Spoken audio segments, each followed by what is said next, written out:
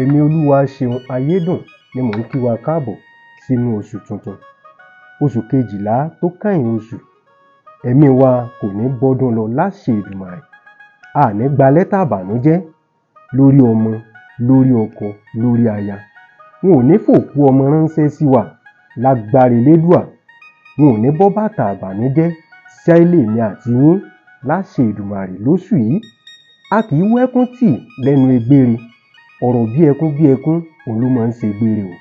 Gbogbo ẹni tó bá wá sọ pé a ní rí tiwa ṣe lóṣù yìí, pé a fojú sunkún ọmọ, igbe ẹkún ni kó máa ṣẹlẹ̀ nílé wọn láṣẹ Èdùmàrè.